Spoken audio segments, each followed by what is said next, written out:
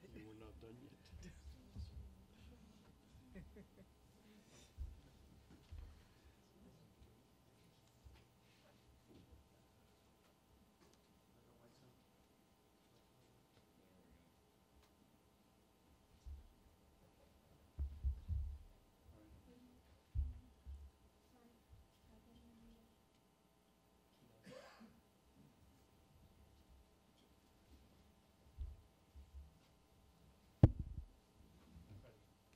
We're good? Okay, we'll come back in session. If you stand for the Pledge of Allegiance. I pledge allegiance To the flag of the United States of America and to the republic for which it stands, one nation, under God, indivisible, with liberty and justice for all. If you'd please remain standing for a moment of silence.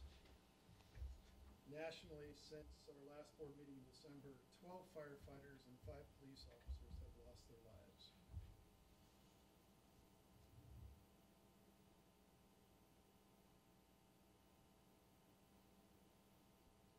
Thank you.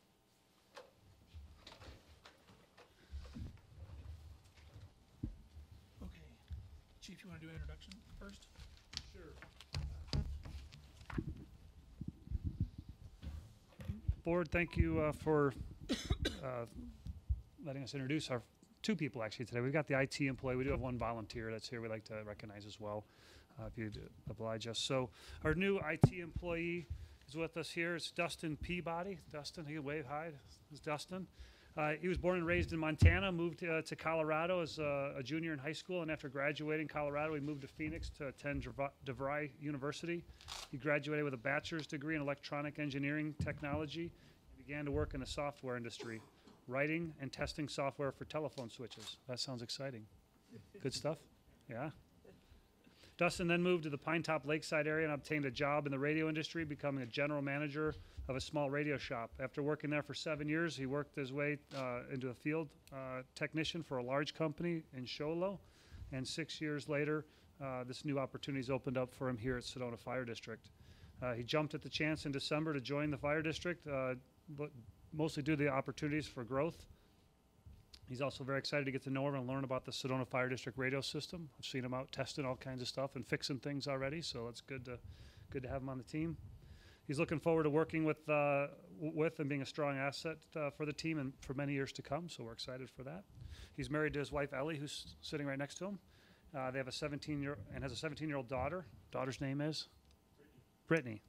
And in their spare time, they enjoy collecting rocks, crystals, and gemstones. They enjoy reading, watching sci-fi zombie movies. Nice. And also they have 4 very rambunctious cats, and I'll leave their names to be named later. So we're excited for Dustin to join our technology team. As you know, the Radiocom or telecommunications, as you know, we had that spot vacant for a year and a couple hundred applications, maybe, I don't know. 200 plus. And we chose Dustin. So we're honored to have you be part of the team. And so thanks for being here. We want to introduce you to the board. And board, any questions at all for Dustin? Otherwise, we're going to give him a round of applause for being here. Rocks, gems, and minerals. I think you came to the right place.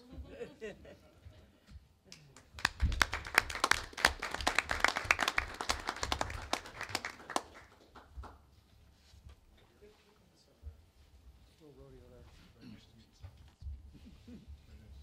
Welcome. Congratulations. Welcome aboard.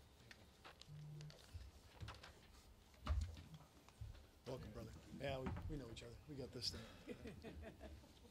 And then, board, if you could indulge us, we also have our volunteer, Lance Waldrop. Is that right? Okay, said that right.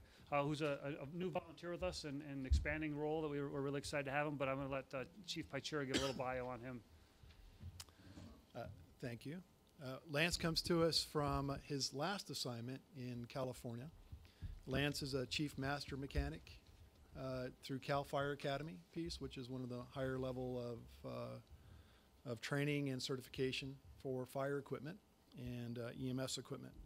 But prior to that, through that whole process, he was in the Navy and also worked on an island here and there, and then on the East Coast, Atlanta areas as well. But he had some state experience in the Virginia Department of Transportation fleet systems, where he started picking up most of his management style approach to getting the fleet running. So, Lance and I met at Starbucks. I saw this guy wandering around on a three-wheel recumbent bike with a cool flag on it. He had all the safety equipment on, so good job.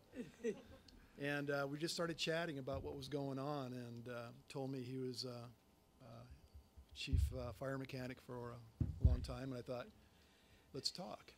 So Lance popped in the station finally, and we had a nice chat. And since then, Lance has been really helping us out in taking that high-level analytical approach to fleet management systems.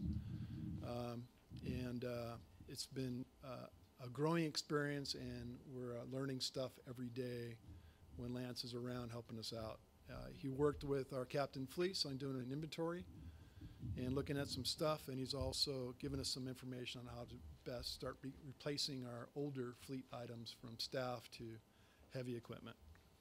But Lance is finally retired in Sedona. He's waiting for his wife to retire, but he has a civil servant heart, and he's wanting to give back to community members as well as our organization. And we really appreciate having Lance being a part. Actually, one of our first Fire Corps volunteers to engage in our process, and he's out recruiting as well.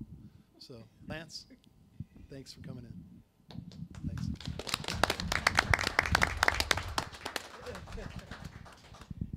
So board, as Chief Vice Chair mentioned, we're looking at our volunteer opportunities. The police chiefs in the back, they've got a wonderful volunteer cadre that they utilize on a regular basis. And well, we obviously have had volunteer corps in our time in the past as firefighting stuff. We're now really engaged in looking at opportunities with the expertise in our community to determine what volunteer opportunities we may be able to best utilize. Out in the audience is Gene McCarthy, who sent me a letter, 2 years ago saying, hey, I got all these skills. I'd love to volunteer. Where can I help? And he volunteered as part of the Citizen Advisory Committee. So we're looking to engage some folks maybe in CRM. In this case, fleet, we're doing some work there. I expect some exciting stuff out of our capital plan as it relates to fleet apparatus and replacement schedules, things like that. So with Lance's skills, a lot of good stuff happening in that world. So excited for what we're doing and expect that to grow. All right. You Okay, guys can moving on stick to- around if you want, but you don't have to. Moving on to, coming back from executive session on the interview for Fire Board candidate item, we received 7 complete applications prior to the deadline. I'd like to just preliminary make a motion that we accept those 7 and begin scheduling interviews with them. And we'll talk about the logistics of that in a moment, but my motion is we accept those. Second? Any discussion? All in favor? Aye. Okay, so now we need to talk about the logistics, because I know there's some scheduling issue. We can get that figured out. We had scheduled tentatively for the 30th and 31st, but you have a conflict. The 30th works fine. I think we were going to start at 3:30 in the afternoon.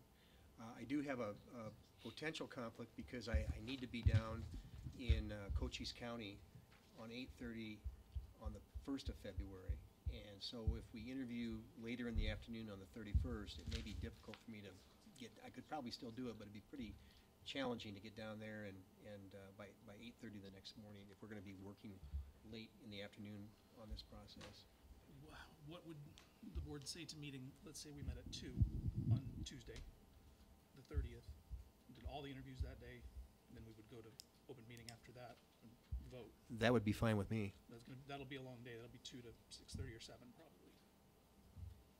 That would be with the intent to get them all done on one day. Is that okay? Abe? No problem. Okay. What day is that? The 30th of January. It should be a Tuesday, January. Mr. Chair, I'm thinking maybe you were one short. Weren't there 8 applicants that timely and appropriately submitted an application as opposed to 7? I'm sorry. Let's go back and look at the list. And if so, you may want to amend your motion. Yeah. And to be clarified, I think there was actually 9 applications An 8 that met the deadline. 8 met the deadline, so, but I think it is 8 that met the deadline, I believe.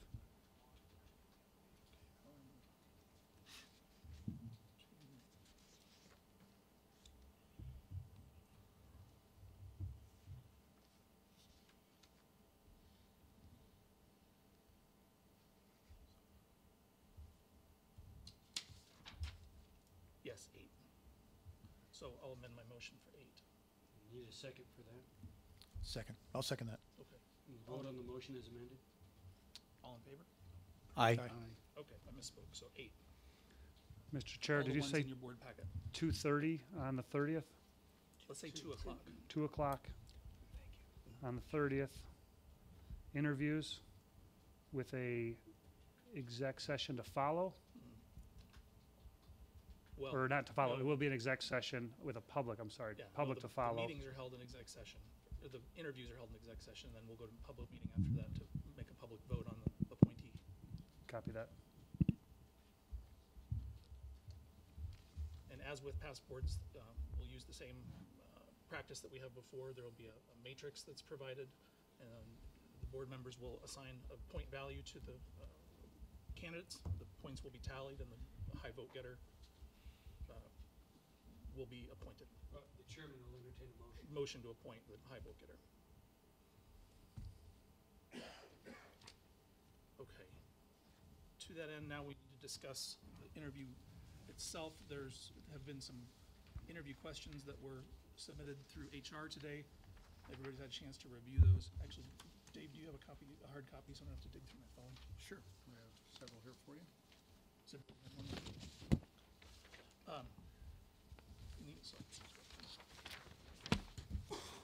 So, obviously, in the interest of not contaminating the process of interviews, we're not going to read the questions. However, I'm going to entertain if anybody has an issue with any of the questions, if you'll call them out by number. We can either send them back to HR or legal for revision, or we can strike them if the board feels they need to be struck. Well, number 10, I think is, I'd like to see it be removed from the list. Okay. And I'm also concerned, given the number of people that will be interviewed, that would leave 11 questions left, and I'm wondering how people feel about that number, if it should be a little less. Is there a consensus on strike? That doesn't need to be a motion, does it? Consensus work? Okay, is there a consensus on striking item 10? Yes. Yes. I would agree. Okay.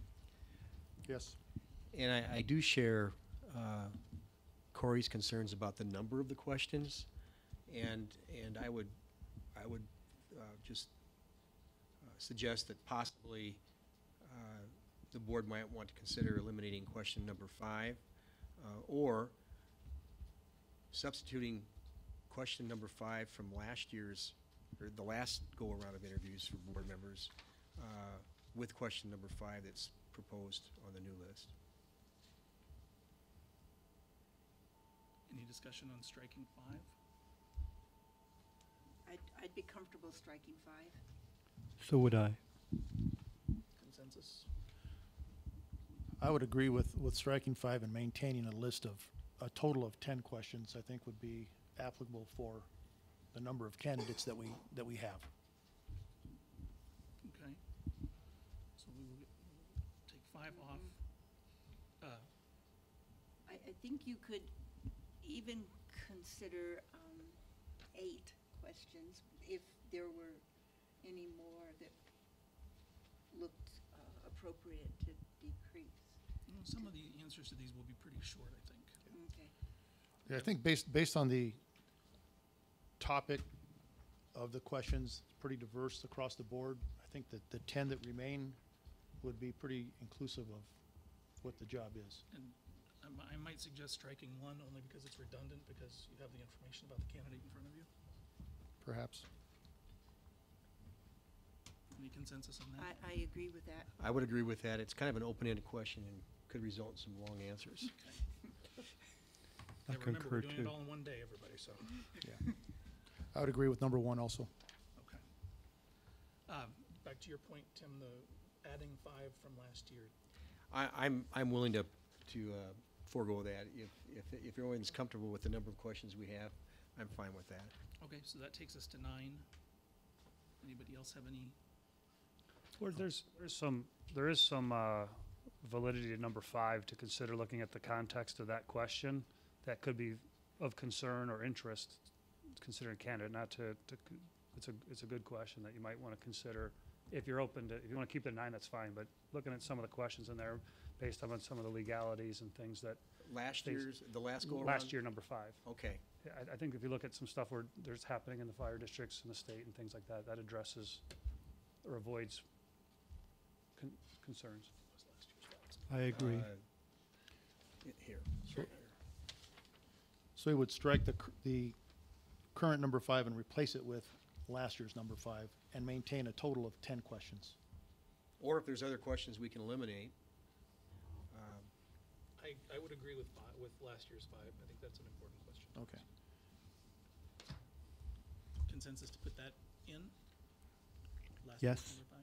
Yeah. Okay. So that leaves us with 10. Any other comments or deletions? Get all that? Okay.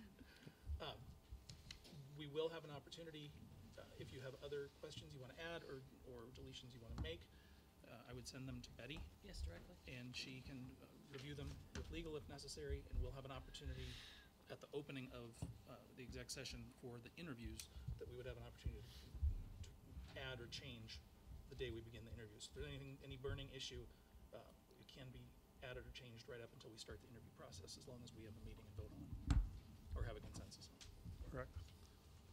A couple questions for you, Right. Mr. Chair. So to confirm, 2 o'clock start on the 30th. Are you 30-minute time slots for each candidate? Well, I believe that's what we did in the past. I'm just confirming that that's what you want, so we can get those time slots and get them filled. Do you want any time between each candidate for water or anything like that? Nope, no breaks. No breaks for nobody. No breaks. No break for you. Well, because that puts us, if we start at 2, that puts us done at 5:30, if my math is right. If we do straight through 7 interviews. 8 8. interviews. Sorry, Yeah. 6 o'clock, done at 6, then we come back and vote. And if I recall doing that before, it took a little time. That's still gonna be a 7 or 7:30 kind of night. Yeah, we might find some sort of nourishment for people that don't pass out. We'd hate for that to happen. Water. We'll have water. Definitely have water, but. So, okay, so that's that Why question. don't we block them in 25-minute increments? We'll have 5 minutes in between each one. 25, okay? 25-minute spots, okay. And the next question is, one day, if somebody can't make that day, that's, we're okay, then sorry, that's the day you're doing interviews? Previously, when we did this before, there were 2 days we had tried to accommodate people as far as times went, but when you got to get the whole board and staff together to do it, it's hard to move to separate days. So I think when we said it before, those were the 2 times we had available, and that was it. I just want to make sure we're clear, and I want to ask that question, I so. think, Mr. Chair, if I could just ask, was the morning of the 31st unavailable for the board as a whole? it is for me. Oh, it is for you, okay.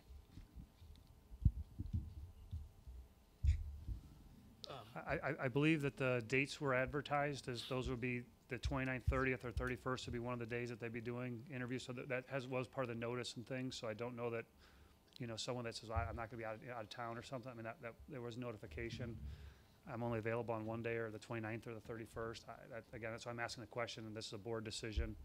And I want to make sure we're clear. We won't see you again until the schedule's out and things are done. So, and then the time slots as well. Once they fill up, we'll say, we'll put an email to the group, blind copy everyone, get to Betty to schedule, and whatever time slots are available, and that's what's available. No, and We did at the last board meeting declare those 2 days. Yes, we did those 2 days, but we're only talking one now. I just Right. want to make sure, I want to make sure you're making this decision, that the 29th, or the 30th rather, is the day you're doing interviews, and if someone can't make it, I'm not making that decision. And I'm, any issue with that? Okay. Okay, what else did we have on that item coming out?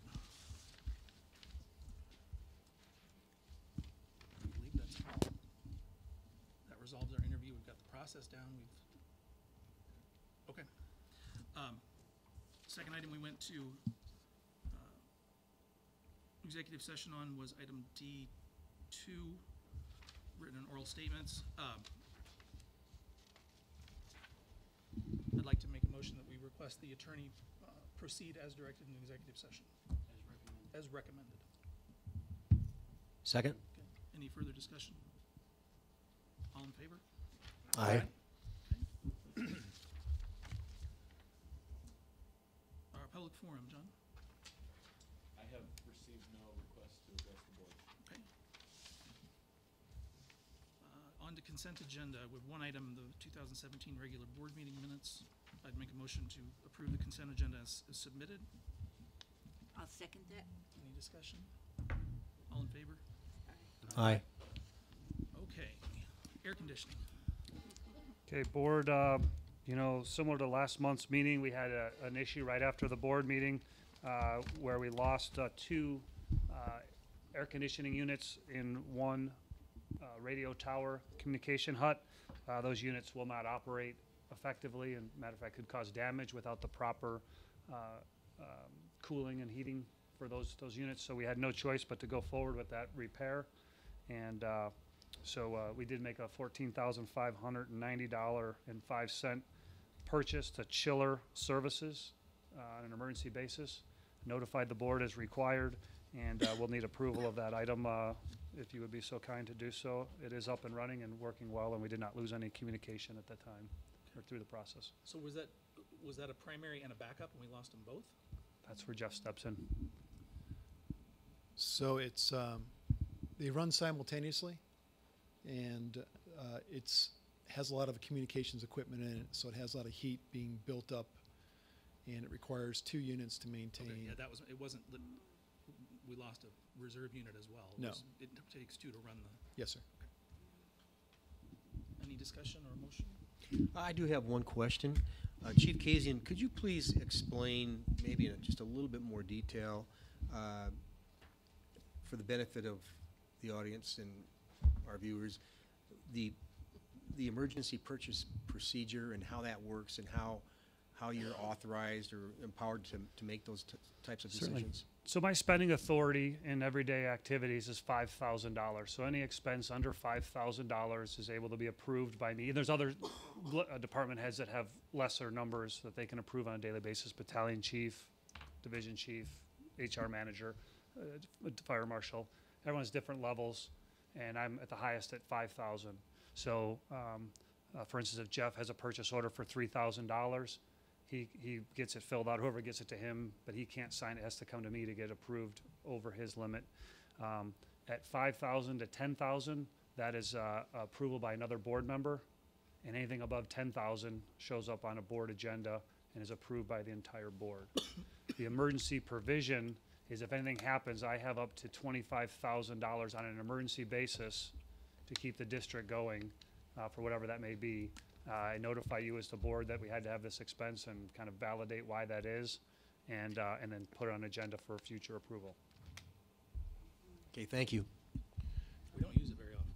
But we don't use it very often, except we've had two in the last 2 months. I know we had some stuff when we were building Station 6 and things like that, but You know, I'm wondering what is common practice with, Melissa, with the amount allotted for fire chiefs to be able to spend without this emergency So, process. so we see a lot of things in practice, and it kind of depends on the budget and you can set different limits depending. What we might want to do is we may want to compile a list of other districts and see what their budgets are and kind of get what their spending authorities are and maybe take a look at that. Because if you are doing emergency purchase orders, you know, commonly, then maybe that threshold might be too low. So it might be something to look at. I think it could be useful to see if we're have a lower scale than typical. I think that's something I can put together pretty easily for you guys and give you some recommendations. I don't feel comfortable just kind of blurting out a number here, but I can give you a range, and so you guys can kind of decide where you're comfortable within that range. I think that's a good idea. it's certainly something we could bring up and talk about at the board workshop in February that you set up. That could be something we could talk about there. It'd be a good place to have a chat. And secondly, I forgot to mention, but this is still a budgeted item, so there's not a contingency request or anything like that. This is a part of our maintenance, you know, and there was plans to repair and replace these type of devices. So it wasn't even that it was an emergency expenditure. It was something that was on the docket, just happened at a more catastrophic pace than we got to, if that makes sense. Bill, any average number that you've seen? For emergencies or general chief's authority? No, for emergency spending. Yeah, I think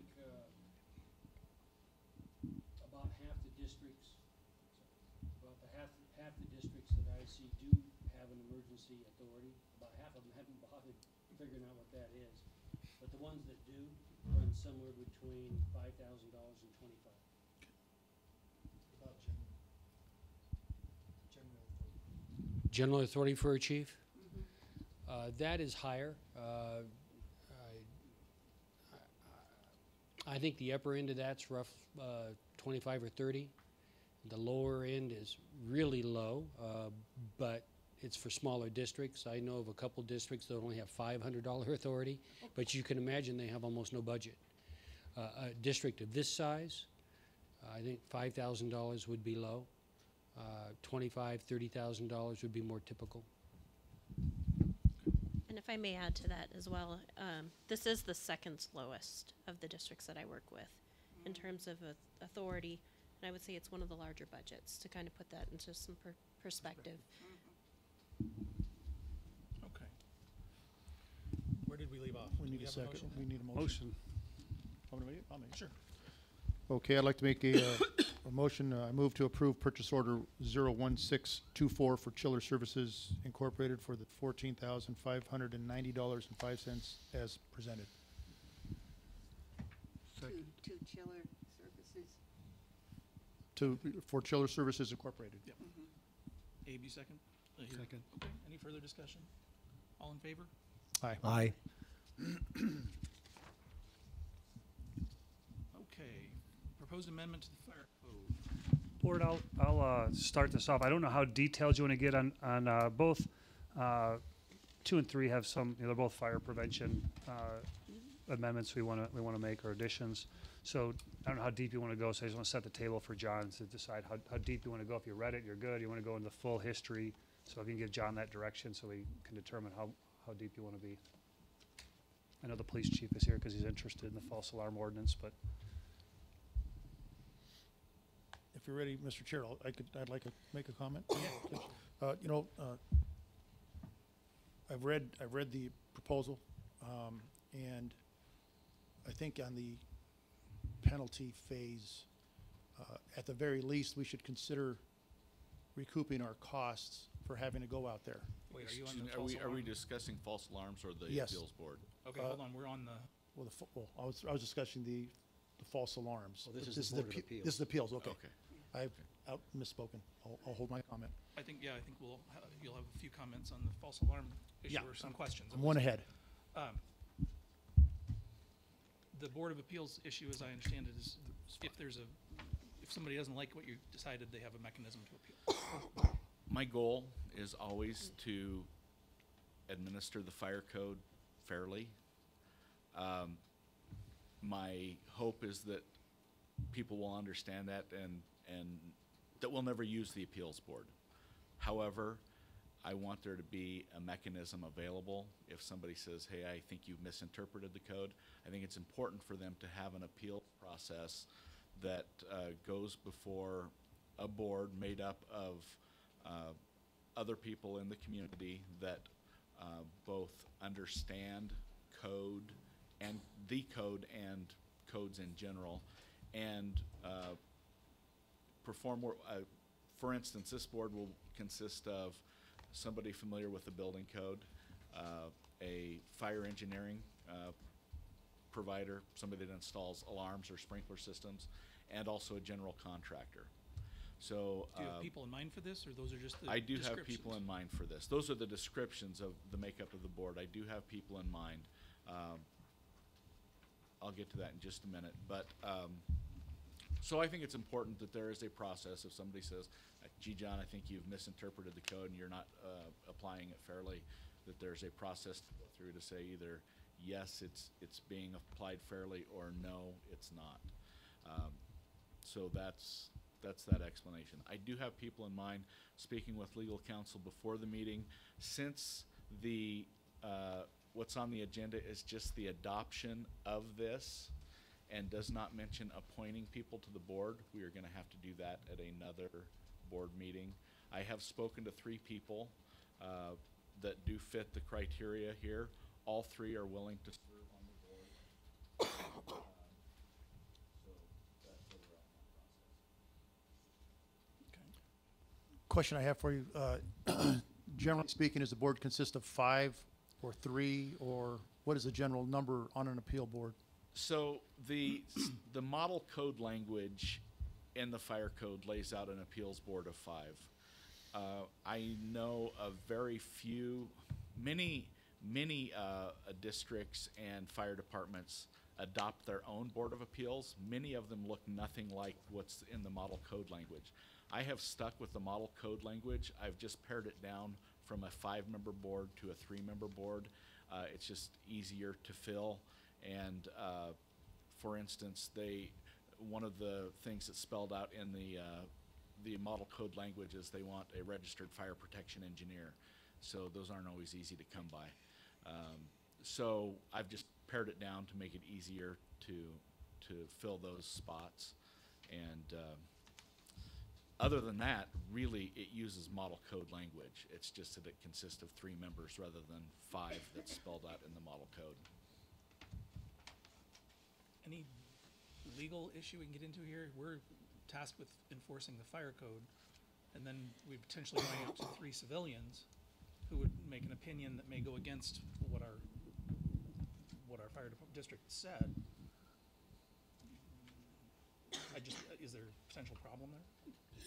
I don't think an unreasonable one. And there's always a problem when you have a entity other than yourself making decisions, but the code contemplates the appointment of an appeals board. It's required, and there is a provision under state law that allows an appeal to state court if a homeowner doesn't like it.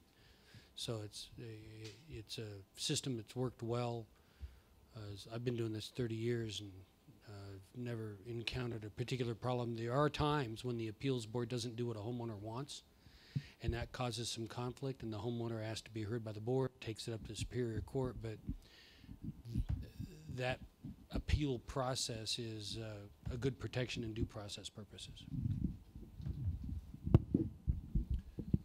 I would, Chief Kazin, I'm not sure if this question should be directed at you or possibly the Assistant Chief or John, but I was just looking at the statistics, and it looks like we average probably somewhere between 13 or 14 false alarm calls per month. So when that happens, when there's an alarm, how many units respond? How many of your employees are responding to any given call like that? And how long, what's the average time it takes to respond to that call? so, and Dave Cochran's here too, maybe it'll help make sure I say this right, but typically if we have a report of a fire alarm, and it's at a single-family residence, a single fire engine goes with 3 personnel, and they find that your fire alarm's going off because you burnt the popcorn or have a faulty system or whatever it is, and it's, that's probably the typical false alarm. We certainly could have a report of a false alarm in a commercial structure, which gets a different response, and that would be the battalion chief, 2 engines, a ladder truck, or 3 engines and a ladder truck, and so it varies. How many false alarms for the year? Okay, let me bring this back. Oh, I'm sorry. Should I do the same thing? Yeah. Oh, sorry, I wasn't paying attention to the. Let's resolve the appeal board. Okay. I could make a motion around Yeah, that. I think unless there's any other comment, I think. Sorry, I'm I should have paid satisfied. attention. My question My was apologies. primarily whether we were exposing ourselves to any legal Right. risk, and it doesn't sound like we are. Well, Nothing that would discourage me from suggesting you approve it. Okay. Well, I move to adopt the proposed amendment to the International Fire Code 2012 Edition Appendix A Board of Appeals as written. Second. Okay, further discussion? All in favor? Aye. Aye. All right, look out, John, they're coming for you. I will be Sorry about back that. at a future meeting with the proposed members of the board for you to approve their appointment. Okay. Thank you. All right, now, I'm sorry, Tim, back to your question. You were, Yes, and I apologize for jumping ahead. I was Me just too, gonna I jump wasn't. all over Dave for doing it, and then I did it, so my apologies for that. I guess my question is, a lot of these false alarms, do you get a lot of repeat offenders? Do you have the same businesses or residences that they have there's almost a pattern there of false alarms? John's got the stats. So in the last 365 days, I just pulled up 365 days. I didn't do a calendar year or fiscal year. We have responded to 169 false alarms. We have 1, 2, 3, 4, 5, 6, 7, 8, 9, 10 occupancies, 10 addresses currently that would fit in the 3 or more responses. I have 23 that have addresses that have more than one response for false alarms. Do we find that we have these happening more in commercial versus residential, occupied versus vacant? Yes, more in commercial occupancies. And we're interested in finding the occupancies that everybody burns popcorn occasionally. It happens. I'm not interested in dealing with that. What I want to find are the occupancies that have alarm system malfunctions and they do nothing to fix them. We have a couple. We had one last year. I think we had 6 responses. Every time it rained, water ran down their leaky roof into the smoke detector head and set off the alarm. From their standpoint, hey, the alarm went off, you guys showed up, we're just lucky there was no fire. Everything worked. Well, no, it really didn't, because your failure to maintain your system is causing us to come out multiple times.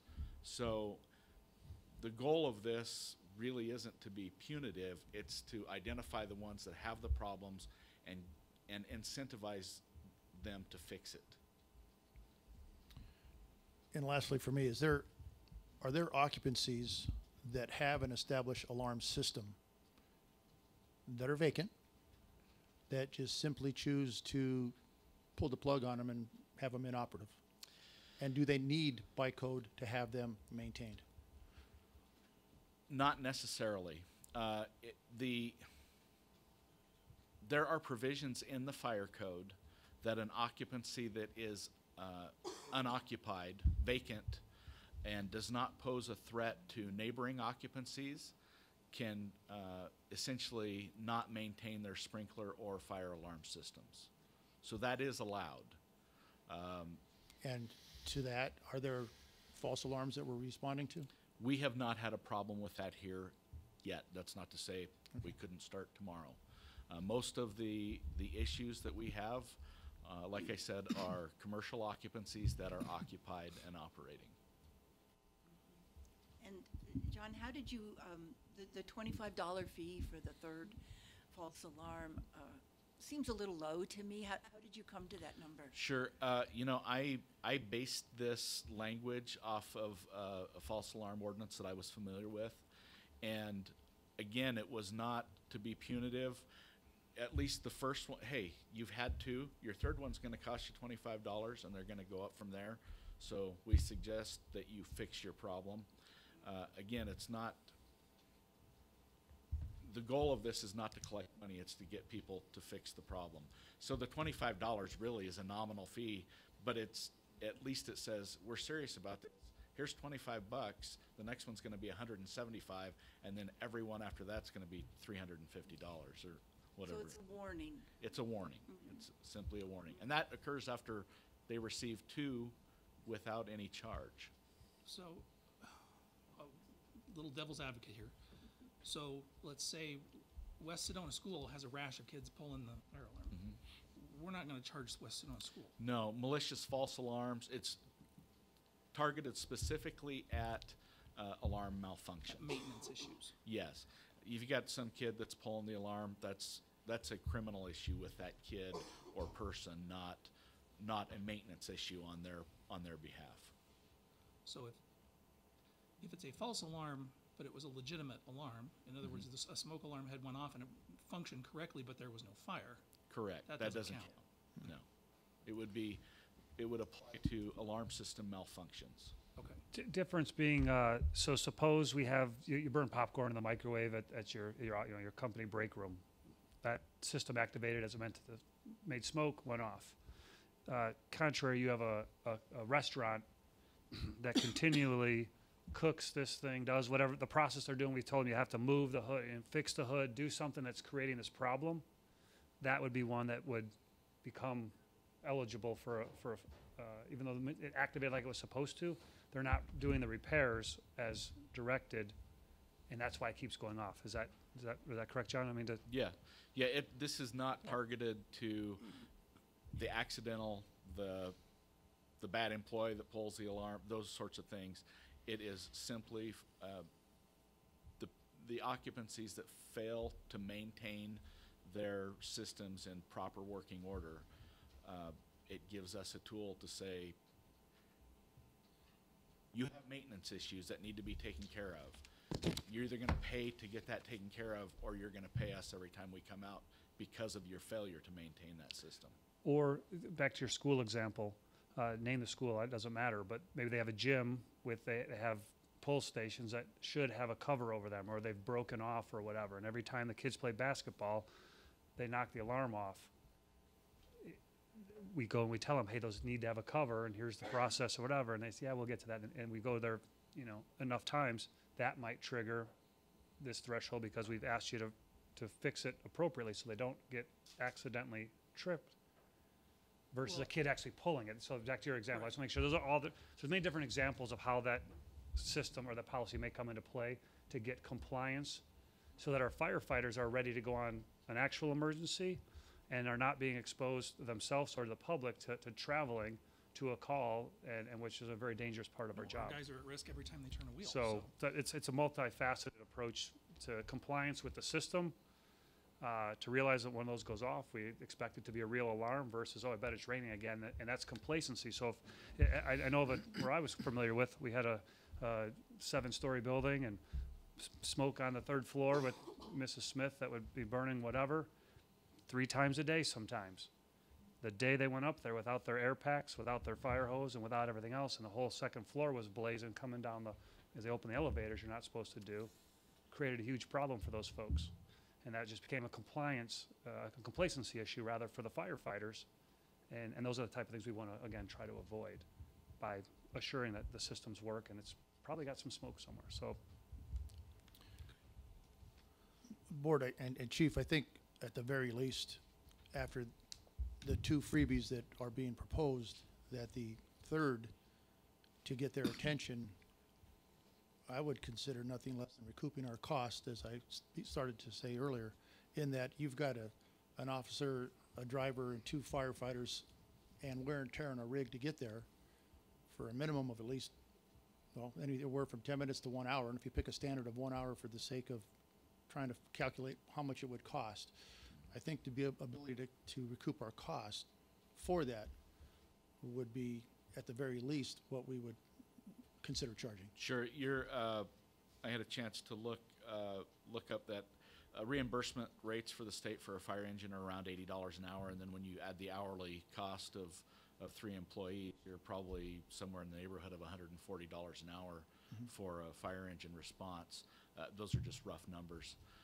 But yeah, you're probably looking at a half hour of time easily to deal with something like that at the very minimum. So the dollar figure that you propose would be within the realm of of recouping our costs for having to go out there. If that's your pleasure, we could certainly adjust it to that, absolutely. that would be I wouldn't go any lower. So maybe you'd be looking at an average, you'd start at $75, and I guess if you want to try to look at recouping the average time and energy and, the fuel costs and the wear and tear of the vehicle and all that type of stuff, it'd be $75, and then you have to decide what the 4th, 5th, and 6th, whatever their tiers are, that kind of benchmark off of that. If the board had a pleasure, just realize at the end of the day, someone's going to come and say, yeah, I pay taxes in this town, and that's a service, and you're, it's $75 this time, and now I had another, it wasn't my problem, and, and now they want $500 for me.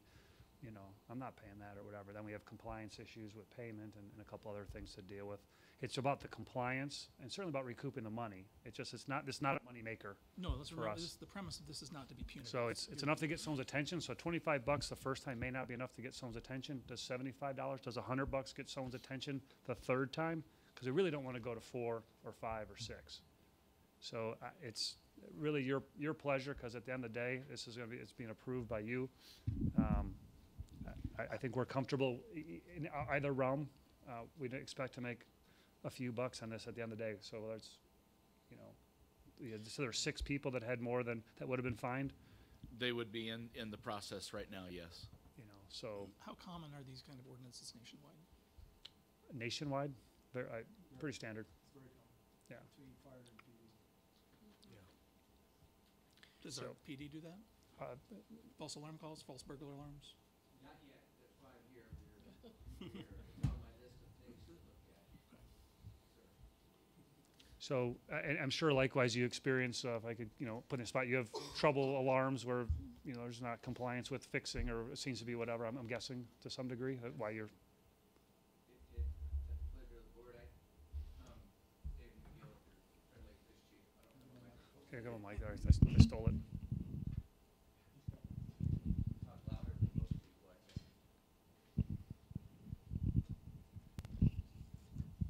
The police department will be looking at this also this year. It's something that I raised. I didn't figure our numbers. I didn't have the numbers before. Our numbers are quite a bit higher than the fire department. I was actually surprised. 1,200 calls that we go on a year. Most of those, in fact, all but 3 are false for us in 2017. So it is, where I come from, my experience, it is standard, both police and fire, to at least address it. And how you do it is where the concern comes. And so long as I would recommend that you have an appeal process for people that are upset about it. The dollar amount, recouping your costs, certainly in the beginning, but really having a tiered effect to try to stop the recurrence of the calls going out, to put our folks in jeopardy going out and dealing with something that's not true, is a problem. So we're looking at it. I don't know what ours is going to look like. That's why I'm here, to just see how you guys are looking at it as well. Good. Well, Thank you. Thank you. Chief Pachera, have you seen dollar amounts for some of the other? Fire, John. For other agencies? For other agencies, yeah, other districts or city? So the organizations I've been with have all had false alarm ordinances in place, and they've ranged from get your attention at a low amount to at your first alarm. So if we walk into a building from that first time and we know that the system is just in poor condition, the fire marshal or the inspector had the authority to issue a citation with payment request or with fines. In most cases that I've seen across the nation, and its practice has been around for decades, since fire alarms started going into play back in the early 1900s when they were starting to be required by the insurance companies. Fire departments have been plagued with false alarms, and so we've always tried to figure out a way to get it fixed, not make money, but to get it fixed. The pricing structure varies from community to community depending upon how the merchants, commercial properties as well as residential properties, conform to it and how their attitudes align with our organizational philosophies. Some communities are just antagonistic, so they get charged higher. Some communities are very compliant and want to fix the problem, and there's a lower threshold for payment.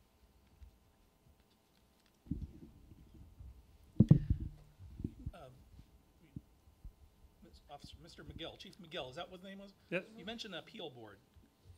That's not the Board of Appeals we just looked at, or was it? No, it is not. So how would we, and I'm sure you're gonna have the same question as you develop one, what is the appeals process going to be? It can be pretty simple. I remember reading your document, and I just didn't have a memory of it. I'm sorry I brought it up, but similar to our tows that we do. You know, we're towing somebody's car based on law, but there's always an appeal process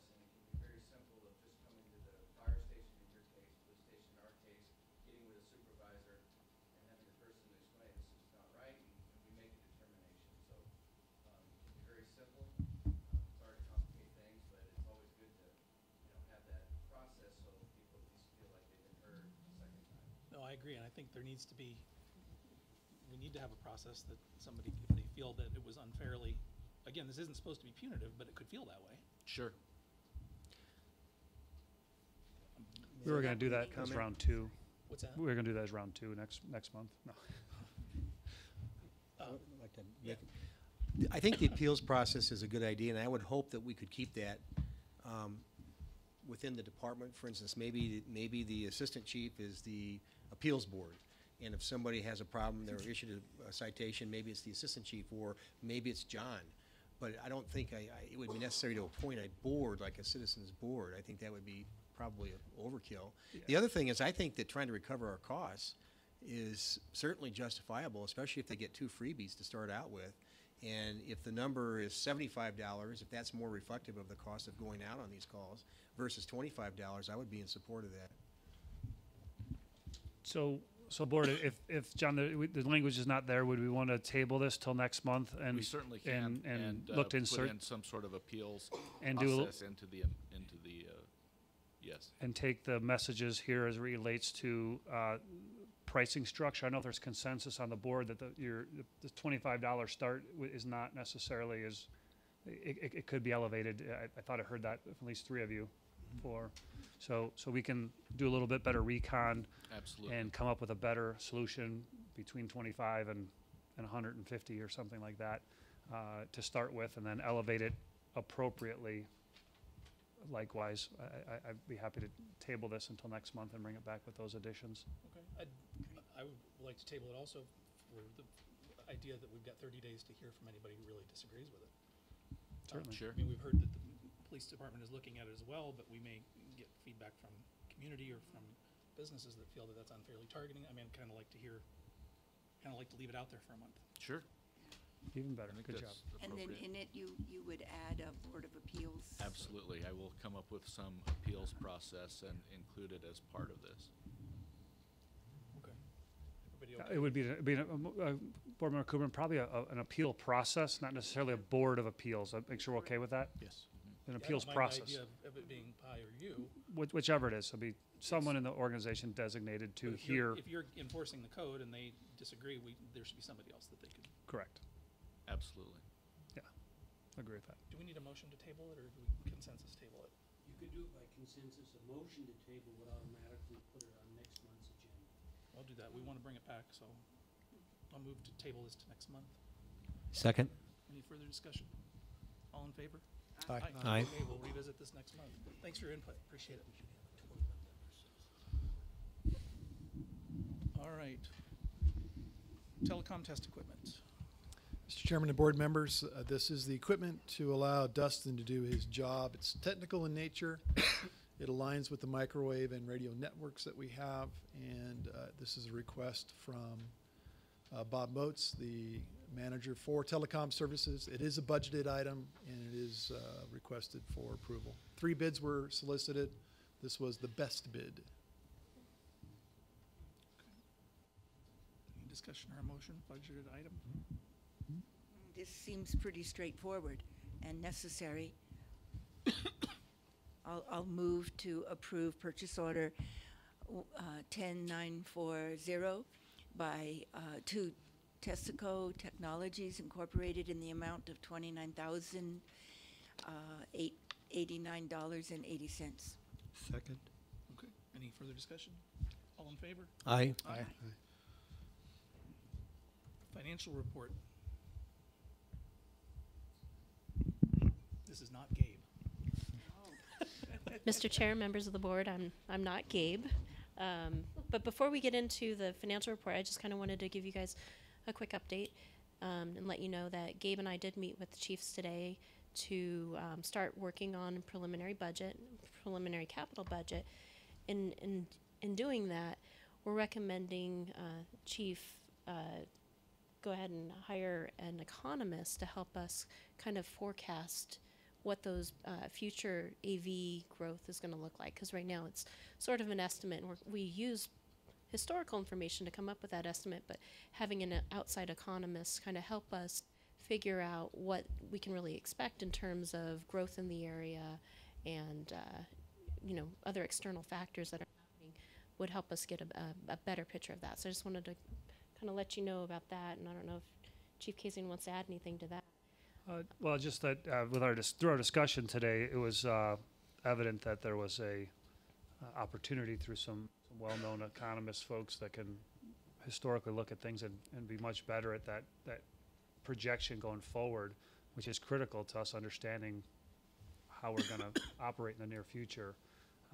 Is a wise investment as part of our financial planning, and so we want to bring that as part of our budgeting process going forward. And we need to engage in that sooner than later to have valid information for this upcoming budget process. So just want to inform you that will be happening and how the What do steps. you anticipate, Chief, would be the cost of that? 6,000 to Yeah. 7,000. It's not significantly expensive, and the districts that we have been doing this with, it's been very, very informative, because what we do find is, in some instances, we may be underestimating what our projections are. You know, the economists have further insight into information that they can incorporate into these projections, and it really kind of gives us a little bit more comfort with the income side of our budget, because that sort of at this point is I hate to say use a guess, but we really can't predict with certainty what's going to happen with our assessed valuation. While we have a lot of control on the expense side, we don't have a lot of control on the AV side, and so just having somebody come in and give us numbers that are pegged to some sort of factual inputs, I think is a good idea. So.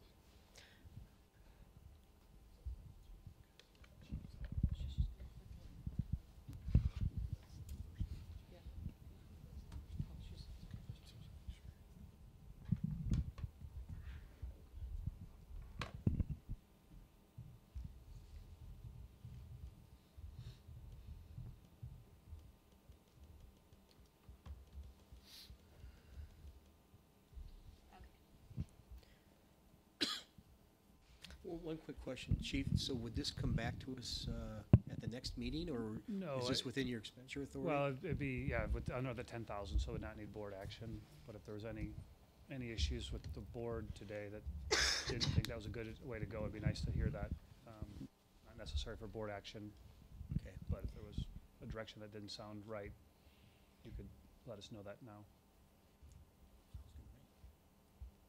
Any other questions? Okay. So for the month of December, our tax levy was $1,373,182, which was over budget by $60,000. It's kind of the timing. Our collections are a little bit ahead of budget, but also a little bit ahead of this time last year, which you'll see on the next slide. Non-tax levy was $174,347, slightly under budget in this area. So we're under a little bit on ambulance, but we're making up for it in wildland revenue. So we're under about $44,000 on ambulance, which we made up with $31,000 in wildland revenues for the month of December. Personnel expenses were $936,562, running a little under budget for the month as well as for the year. And part of this is those PSPRS credits. We're significantly under on the benefit side. For vehicles and equipment, we're under, our total was $45,566, so under by $43,000. As you'll see on the next slide, we're about where we spent this time last year, and so again, that's kind of a timing thing. It's difficult to say when we're going to be doing these major repairs, but we do need a budget for them. Utilities and communications were at $18,905, which is pretty much on budget, a little bit under in that area. Managerial, $99,237, so we're under in this area by $6,800, and we're trending under for the year as well. And that's we're under on training related expenses there, which I expect as we start sending people to more trainings, they'll catch up. Capital and contingency, we've spent $45,037 for the month. We have not dipped into our contingency fund at all at this point, so this is only in capital, and so we're under for the month by $92,000, and I think we're expecting to, I think based on our conversations today, that we're expecting to spend at least 70 of that this month in January. Of the contingency? Sorry, of the capital. Of the Excuse me. capital. I didn't mean to scare you there. Just checking to see who's awake. Thank you. Yeah, Melissa. That woke me up. No, thanks for the clarification. Can I answer any questions about the month of December? Okay. So looking at year-to-date information, as I said earlier, we are ahead on revenue. So year-to-date revenue, we have $10,252,471, which is $893,000 ahead of where we had budgeted. And it's also ahead of where we were at this time last year. And where we're mostly ahead at is in our tax collections. So we're $675,000 over in our tax collections. And you'll see on the last slide, that's had a significant impact on our cash position. So we're ahead on cash because we're ahead on tax collections. It's something to keep in mind because we're ahead on cash now, but it's $675,000 we expected to catch later. Total expenses are under by $1.6 million. Most significantly, we're under here on personnel by $894,000. And again, a lot of this is on the benefit side, and it has to do with those PSPRS credits. Vehicles and equipment, like I said before, we're at $264,646, which is under budget year to date, but it's pretty close to where we were this time last year. And so I expect as the year goes on and we start doing more of this routine maintenance, we're going to see that number and that variance shrink a little bit. Utilities and communications, pretty much right on budget. We're a little bit over at $32.94, and pretty close to where we were this time last year. So I think we're doing all right in that area. Managerial, we've spent $584,827, which is a little bit under budget. And again, this is mostly in the training category. And so as we start sending folks to training, we'll see that variance shrink. And we're pretty close to where we were this time last year. Capital and contingency, so far we've spent $404,000 of our capital, which is behind budget, and we haven't touched our contingency at all. Again, we're expecting to spend about 70 of it in January, at least 70 of it in January, and so we're going to see some of that variance shrink, but I expect that since we don't have anything in mind right now that we're going to need the contingency for, I expect we're going to be under budget in that category for a while. Can I answer any questions about the year-to-date financials? I just wanted to make a mention of earlier you said about training being one of the main things that was under. Typically, we see as we get to the fall, spring rather, we have the Wildland Academy. We do some of our technical rescue training. So we typically do see a considerable spike in the spring for our training. So you're spot on with what to expect there. So that is you'll see that flush up by the end of the year, pretty almost guaranteed. Thank you for that. So year to date, we have, we're at December, we're 50% of the way through the year, and year to date we have 59% of the budget remaining. So we've only used 41%. One thing that's important to know here, though, is that this total budget includes that capital and contingency, which we're trending under on. And so I did take a look at the board report, which has a little bit more detail, and it looks like our most significant expense, which is payroll, is right on at that 50%. So recognize that some of the, I guess, being under budget when you look at the slide is because of capital and because of that contingency.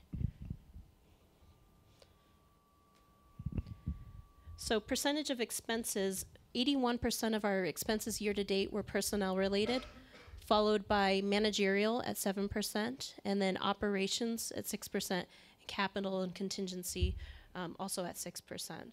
So again, probably like you're used to seeing every month, personnel makes up the largest percentage of our budget, so any fluctuations here have a significant impact on our overall budget. Melissa, can you answer? I'm not sure, but it seems like sometimes we're at 78%, and this one we're 81. Is there any, like, the fluctuation for what that is? Is it happen to be a 3 pay period in this particular, adds to this month? Because I don't know, I'm trying to figure out why we've seen 78, now is 81. So it's trending higher, yet some of our costs seem to be lower, like you talked about, or on target. And I think that the main reason we'll see an uptick this month is because we've used all of our PSPRS credits at this point, and we are actually starting to pay in.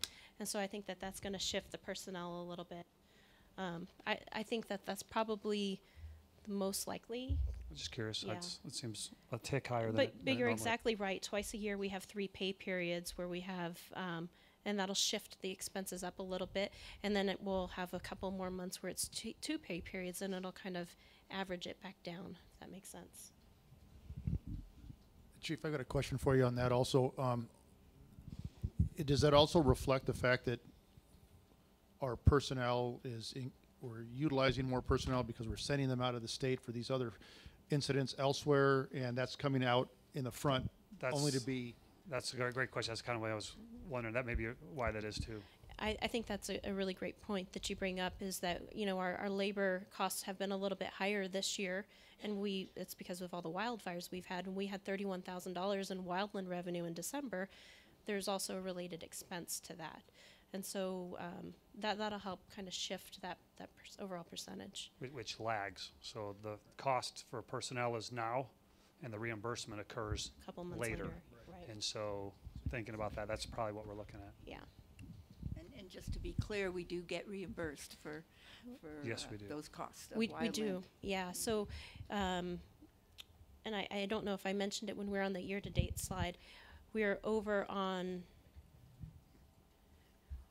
by 675 on tax collections, but we're also over on non-tax collections. And I think that wildland billings alone this year so far have been 218,000 so far. So it's pretty significant. That's above and beyond the cost. Above and Yes. beyond, yeah. One second. Of and beyond which cost? To cover the cost. So there's wildland wages as well as reimbursement for the truck piece. We didn't get $675,000 beyond, above and beyond. I just want to make sure that we didn't No. say that wrong. 200, Okay. 200, yeah. Sorry, I got a text and make sure I heard that right. Oops, sorry about that. Okay, and so finally, our year-over-year balance sheet, if you will. At December 31st, we are sitting at $8.3 million in cash compared to $6.8 million this time last year. So it's $1.5 million higher. As I said earlier, 675 of that is because of the timing of cash receipts. Okay, so we should see some of that variance start to go down a little bit year over year as the cash receipts variance, or as the tax receipts variance starts to decrease a little bit. Other assets are at $874,000. We're higher by $354,000, and we do have some receivables that are sitting on the books still for those wildfires. So we submit a billing, it takes a little while for the state to reimburse us for those. Total liabilities are at $3.5 million compared to $3.9 million this time last year. So a difference of $454,000, and that has to do with our payments on our capital leases and paying down that principal. Can I answer any questions? Okay, and that concludes my report. All right, any discussion from the board? Otherwise, we just need a motion to approve. I'd like to make a motion to approve the financial report as given for the month of December. Second. Any further discussion? All in favor? Aye. Okay, Chief, you're up. Okay, board, we'll talk about our chief's report coming up here in 2 seconds. So this is the annual year-to-date statistics. You know, you can go across the board, but you can see at the end, the bottom right, that we're 4,442 calls. Was that the grand total record for Sedona Fire ever? I don't know if I got that detail. I believe it is. You can look at the overall, the average response times, which we talk about, is down for the year. More incidents and a lower response time on average. So improvements there. Just that's the globalness of that report. When I look at the report more granularly, I noticed that there was less EMS calls by 30, and there were less interfacility transports by looks like 120. And so that's those are revenue, to that. So that's some things that we look at from a revenue standpoint. But we're in the business of making people's lives better. So the less people that have medical emergencies, that's a good thing in my mind. I certainly think that the reduction in interfacility transports has a lot to do with a change in policy, where station number 3 used to often go to SEC and then from there, they would be stabilized or whatever, and then need to be admitted, and we would go back and pick them up. Station 3, with working with a doctor at our medical control, have determined that Station 3 can go straight to Verde Valley Medical Center as its primary response, which I think is why you've seen such a reduction. What that does for us, well, it's a less number of calls, and the revenue piece I spoke to, that certainly leaves units in pocket for other responses at a pretty tremendous, 120 calls, 30 that we were down. That's a pretty significant number that resources were not, out and unavailable. And so there's some pluses and the minuses to that, and the pluses, that availability that crews have. The fire response for the year, the 75 versus 59, so we've had an increase, but remember that 28 fires in October where the majority of that was that arson fire at one of the schools. So we probably leveled off right there, about the same number there. And you go down the rest of those numbers there, service calls, that's, we have a lot of service calls, smoke detector checks and things like that service calls come into. And that's probably the summary of that report, with the exception of at the bottom, backcountry rescues. You look at that, 110 backcountry rescues compared to 73 last year. So, we just watched the paper, just had a great article. Great, it was a nice picture, and sad that a teenage kid got to the top of Thunder Mountain and was stuck there, and that was handled by the Yavapai County Search and Rescue. I believe, Dave, you might have been on that call. Yeah, they were on that along with Backcountry, along with YCSO, and we actually, as a group, went up there, took a hike, and saw exactly where we was at and how we got there. We're still scratching our head and how we got there, but the fact is, they left them there for the evening because of the danger aspect and the helicopter. They lowered blankets, food, what have you, to him, along with another personnel to stay with them, and then they removed him in the morning. Yeah. So, we're seeing more and more of that. Certainly hear a lot about that on social medias and people that are concerned about that stuff. We're certainly been more busy with that. I don't know if they've been more technical this year and any more or less. I don't know, Dave, if you got any. No. In general, their labor.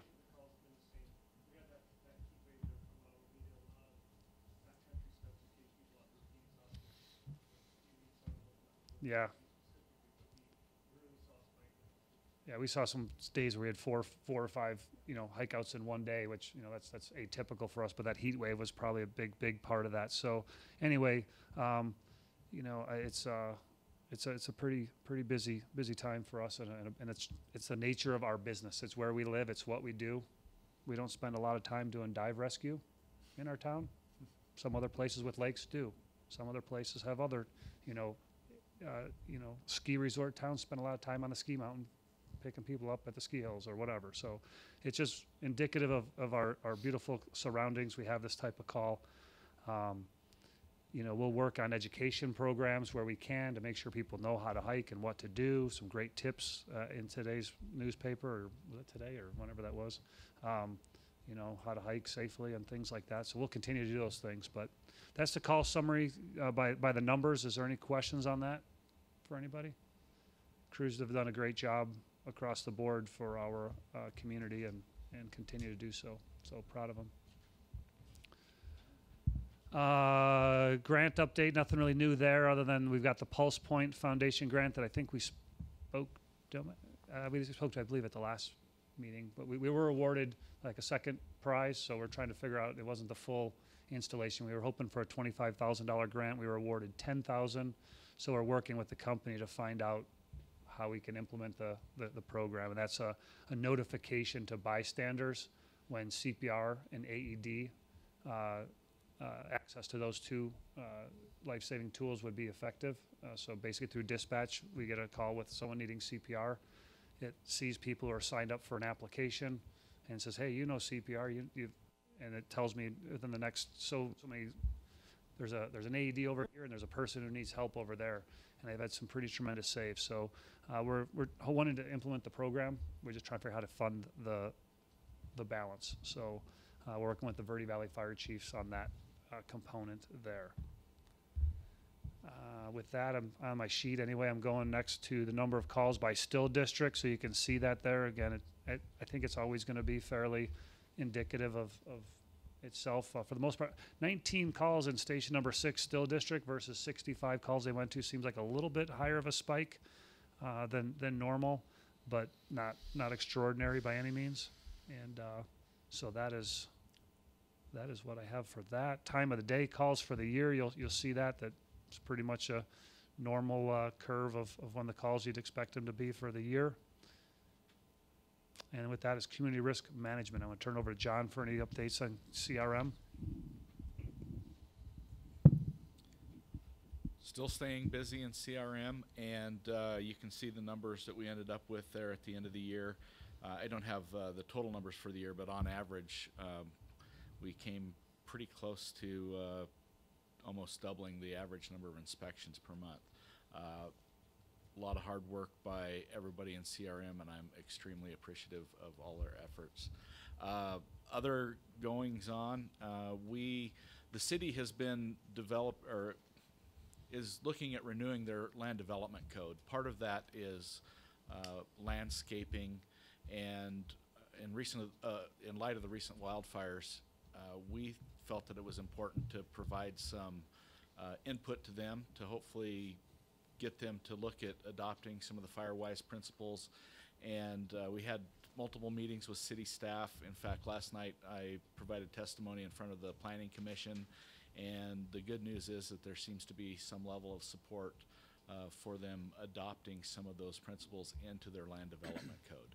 So that's still a work in progress, and I had promised them that I would provide them whatever support that I could, and we're continuing to work with them. Engine company inspections, we've had a meeting or two about that. I know that the hardware has been ordered for the company inspections and pre-fire planning, and we've got next week, I think we have another meeting, don't we? Yeah. And so hopefully in the near future this will be a reality for us, that the engine companies will be doing some inspections and working our pre-fire plans. Any questions at all for John? No. It's good stuff. The company inspections and the pre-planning is a dual effect for us, and that's getting the units out to be in their area and see the buildings and get inside, but also that pre-fire planning to have that in our computer system to be able to access. So if we're going to a call and we need to know something about the building, it's accessible at our fingertips. The company fire prevention program that you're working on, will that assist in reducing the number of inspections that you and your staff does or do? Well, I don't know that it will necessarily reduce the number because a certain number of those will generate follow-up inspections that will probably most likely be dealt with through CRM personnel. But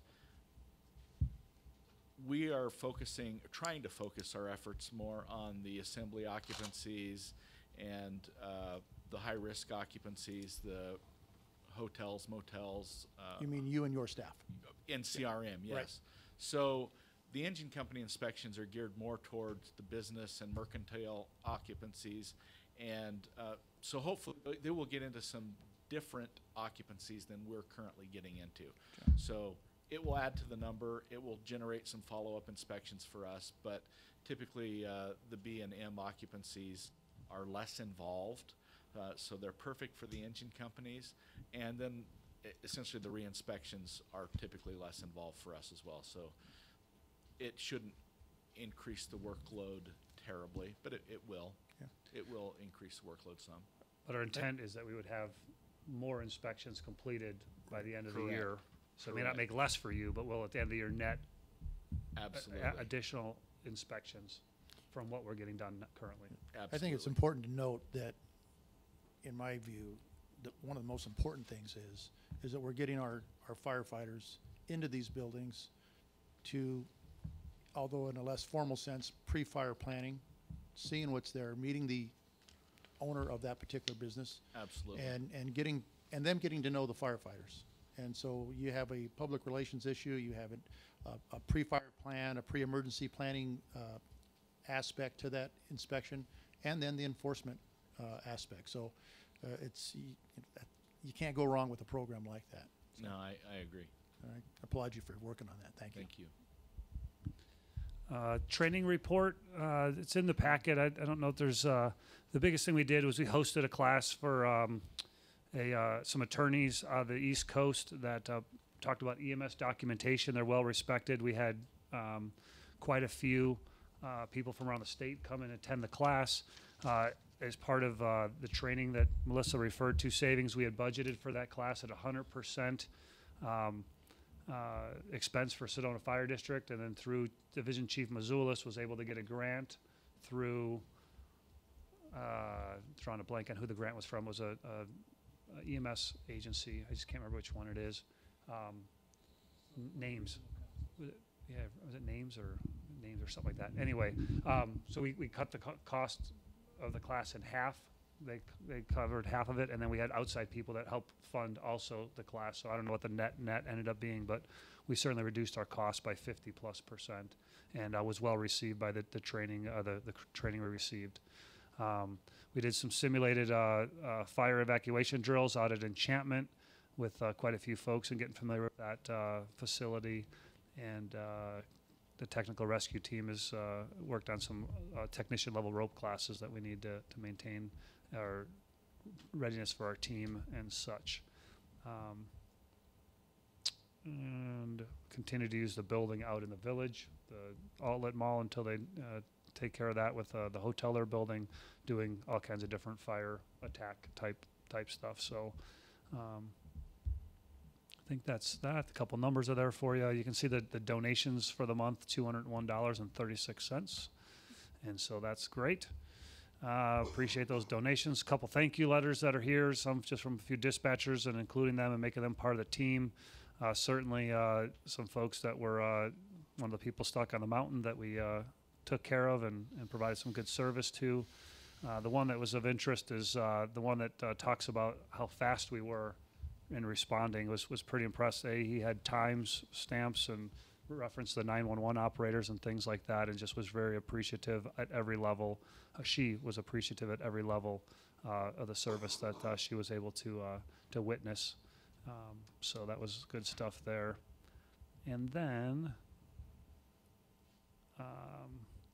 there is a couple things left on the here. I wanted to update. I meant to ask Melissa, but or tell you guys. But the PSPRS, we had one more payout, some interest that was due to members. We're about to make that last payment, and that will be a credit, and will be erased in the next payroll or two. But that's about to be done and over with, final. So that's looking forward to that as part of her report. Years of service. I want to just take a moment. I'm trying to recognize folks when they hit their 5, 10, 15, and 20, 25, 30 years, we want to recognize our folks. And so Battalion Chief Dave Cochran, standing in the back there, began his career at Sedona Fire District in 1998 as a part-time firefighter. He was later promoted to a full-time career position later that year. In 2000, he was testing for captain, was promoted to captain that year, firefighter of the year in 2002, officer of the year in 2008, citations and all kinds of different things for different projects and things he's been part of. He's been a hard worker. We're proud to have him on the team as the management team, working as a battalion chief, taking care of B shift.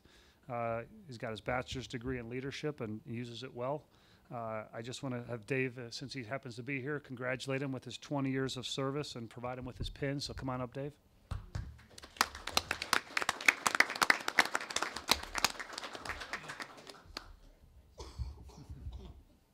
Reaching that 20 years is a big milestone in the fire service, and so it's with great honor that he's served us proud and done us well, and is a huge part of Chief Paichura's team that keeps everything in order. So thanks, Dave. I'll turn it over to to Division Assistant Chief Paichura for the next couple items. It's late. I'm hungry. I wish I was a battalion chief sometimes. Get a Amen. job like his, that'd be cool. Yeah. All right, so the strategic plan update, or COM first. So communications, Cottonwood, They're proceeding with the CAD update with Spielman, which is our CAD provider, which still challenges us trying to get our MDTs, our mobile data terminals, and the rigs lit up. It's on schedule, so it's moving forward, and so we're hoping to have our systems engaged and tested in the next 90 to 120 days. So hopeful, but I say hopeful. So hopefully we can get there. Any questions on dispatch? The strategic plan, we have 2 board members set to attend with us. Tim Ernster, is that correct? No, I Oh, believe. Dave and Abe. Abe's here. Tuesday and Wednesday next week, starting at 0800 bright and early. Refreshments will be provided, brain power. It's our refresh of the 2015. 14, 15? I think it was the 15 strategic plan. So it's a refresh, and it's going to take a different format, aligning more so with accreditation and more metric, performance measure-driven approach in strategic planning. So working with retired Fire Chief Cliff Jones, who has done hundreds of these strategic plans nationally. And he did our first plan, and this is our approach at stepping it up to get more defined measure and approach in delivery of systems, services, and processes. So looking forward to seeing you all there. DGI Phantom donation? So I got a call from Commander Ron Bain from the Sedona Police Department, and he said a lady called them up wanting to know if they'd like to have a drone donated to them. PD doesn't have any use or folks that are geared up to deal with that, so he asked if we'd be interested. And I told him, well, we have one already, but we'd be glad to take a second one.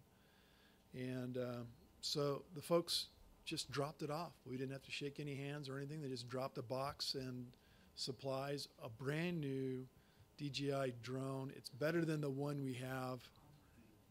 And so we took it for a test flight after Chief Coyle, who's certified, as well as Mark Howard.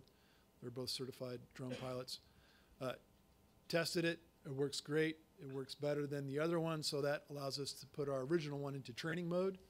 So as we get folks trained up, they can fly that and crash that and not be too worried about the cost and piece. But this DJI is a really nice one, and it allows us to switch cameras out on it, so we can put infrared when you start buying these devices to start looking at different things on incidents, whether it's swift water, backcountry, or even buildings where we have a hot roof somewhere. We can fly it up there and take a look and see where the heat is on it. So it's a pretty cool instrument, and we're very appreciative of their donation. We've sent them a letter of donation, and it's valued pretty close to $4,000, this whole setup. So it's very sweet of them. Yes. Yeah, very And nice. then you'd like to share your ambulance story from last week? Not really. Not really. We don't want to share the story, but in transparency. So there we were on a supposed shooting call in Uptown. There goes Chief Cochran. And we were standing by for PD to clear the scene. It ended up not being a shooting, but Chief Cochran looked over and saw something coming out of the ambulance and asked some guys, pointed at some looked like flame coming out the side of the box of the ambulance. They were quick. They put the fire out quickly. It ended up being a short in a wiring harness in the ambulance. And Mike, our amazing mechanic, has torn it down, isolated the area, and is talking with Northwest Braun, the maker of the ambulance, to see what it is we need to replace to make sure we keep it intact with specifications of the builder. That ambulance is due for a re-chassis next fiscal year, I believe. So we wanted to make sure the box is good enough that it'd be re-chassied and put back into play. So it has been turned over to our insurance company, and they're processing the claim. There's no patient in the ambulance when the fire occurred, or no delay in any response. It's just taken out of service. The challenging part is right now we have one ambulance going in for refurbishment, re-chassis rather. We have this one that's broken, and we had another one in the shop with, whatever preventative maintenance or repairs that needed to be done. So we were with no we have 7 ambulances and we run 4 of them, we have no reserves. So when we always have those conversations about, well, why do we need this many reserves? Or, I mean, it's not that we should have 20 of them, but, and some of those units get put up when we have busy calls. They'll take a guy off, CRM, a guy will come out of CRM, or the training officer, and a guy off the engine will take the reserve ambulance that's not staffed typically. So, right now we're sitting at, One reserve. now we're back up to 1 reserve. We got that one back. But, and this one with the fire could be out for a significant amount of time, and the other one will be gone for 90+ days. So it's a precarious position to be in for us. And just want to give you the understanding why we have reserve apparatus, because sometimes that question comes up. Yep. This is why. I'm not sure why Lance didn't catch this wiring problem either between him and Mike. I thought you'd catch something like that. Just kidding. It can't be seen. It's inside the cabinetry. You can't be seen. Not that good. With that, Chairman, I don't believe I have anything else under the chief's report, except it's just nice to spend so much time with you today. Okay. Moving on, discussion possible action on 2012 executive session minutes. Whose item is this? It's under the board item, so they approved the minutes last month, but they had discussion about whether they would like to make them public or not. Part of that is required that all board members or it's a unanimous vote to make them public, and so the group approved the meeting minutes, executive session minutes, but they wanted to bring it back this month to discuss if you wanted to or didn't want to make them public, and that's about the best I can say. And I don't know if legal's got anything else to add to that. Just one thing, when I saw this on the agenda, I assigned one of our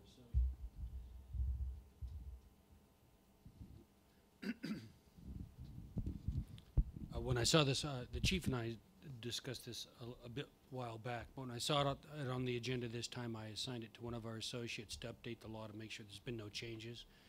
I called him on the way over to see if he'd finished it. He hadn't. So if you decide to do this, I'd recommend you just do subject to confirmation by legal counsel so I can update it to make sure there's been no change in the law.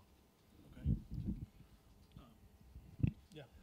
Yeah. At the last meeting, I had brought this up as a possibility of making these minutes public, because after I read them, I thought there was really a lot of good information in them, educational information about the process that was conducted the last time that the fire chief was hired, during Chief Kasian's process. And I just thought it was good information that would be possibly interesting to the public, to just some background on what happened at that time. So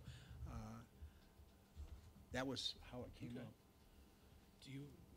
Do you have any issue? I assume, does the chief have any say in this, since it's relating to him, or is this fully a board decision? For the record, I don't have a problem. And it's also, the other applicant was also interviewed and is part of these minutes too. So I had asked if there's any issue with that, with the person who wasn't chosen to be fire chief. And it appears that it's quite legal to publish these, to make them public. Okay. Any other discussion on it? Yeah, I'd like to bring up a couple points as a result of reading these, the minutes here. The question I have is, and I think, Ty, or Mr. Chairman, you were on the board then, but during this process, there were a couple things that were a little bit peculiar, and I wanted to ask you just up front while you're here now, is that normally speaking, the executive secretary would be as part of this process, and in this particular case, she wasn't. Do you have any insight to that, as to why that was? I'm not sure what I can say, because this was an executive session. No, you can talk about the process, you just can't talk about what was said. Okay. So at that time, the board chair had, the board had selected different legal counsel. Mhm. And there were several instances where the chairman would ask that legal counsel to take notes, but he did not want Tricia at that time, or Carla, to be in taking notes on executive sessions or on other sessions. Felt that was, and as you know, anytime you go to executive session, we have to validate why we want the people in the room. So there were members of the board that felt that those people shouldn't be in the room. I did not agree, but I was one vote. And generally speaking, there's a time frame for when the executive minutes are posted. And in this case, they lapsed that didn't exist. Can you have any insight as to why that came You about? took- Tricia was doing a records review, wasn't that how this got discussed? So how this happened, so yeah, so there is an expectation that's not almost 6 years later that minutes get completed. There is a more timely manner. And as Tricia was cleaning up her to-do lists of things she was checking on and getting tidied up, she realized going through, Mr. Whittington, I believe, wanted her to make sure all the executive minutes were in a binder and things that she had on her computer. She thought that they should be all in a binder. So when she was printing them out and doing whatever she had, she realized, hey, we don't have this document, and realized that at the time, as I understand it, she was promised that the attorney would produce those minutes, and she wasn't there. And they never were provided. They were never approved by any board as she looked through all the minutes. And so that's why it came to before you last month for approval of the executive minutes. And then when a board member or two had a question about, can these become public, and that's how But that. Tricia had to call that attorney and get, because it was I don't know if she had to call him or if he had finally at some point sent her the audio tape. It just says, here, I got this in my office, here it goes. And she didn't even realize, I think at the time, that the minutes weren't done. So did she transcribe it? So she transcribed the minutes, correct, at Mr. Whittington's direction. Okay. But it was the other attorney that, Wakefield? Is that? I believe Scott Wakefield might have been the attorney. That's kind of, for 6 years ago, that's the best I can do. Thank you, I appreciate that. All right, well. Well, if there's no other questions, I'll make a motion. That's fine. I move that we make public the minutes. Let me get the dates here. February 1st, 2012. 2012, as discussed. Subject to confirmation by legal counsel? Subject to confirmation by legal counsel. I'll second. Any other discussion? All in favor? Aye. Okay, item D2, we already covered. D3, Fire Board Member to chair the SFD Public Safety Personnel Retirement System. Corey will be leaving the board, and she is the chair of the PSPRS. My suggestion, I would like to offer that we table that for a month, as we're going to have a new board member, and that we have a full board and make a decision about that seat once the board's complete. Any comments? If I could speak, Board Member Cooperman's been a fantastic addition to the PSPRS local board. She's done a yeoman's job to make sure she understands all the issues, and I just think she needs to be commended for what is probably a very quiet and hardly attended function of local government, and taken it to heart and learned the ropes extensively. And so I just want to say thanks from the fire district side of things. You've done a great job sharing in that role and taking it seriously. So thank you for your years of service. Well, thank you, Chief. I hear the pay's pretty good.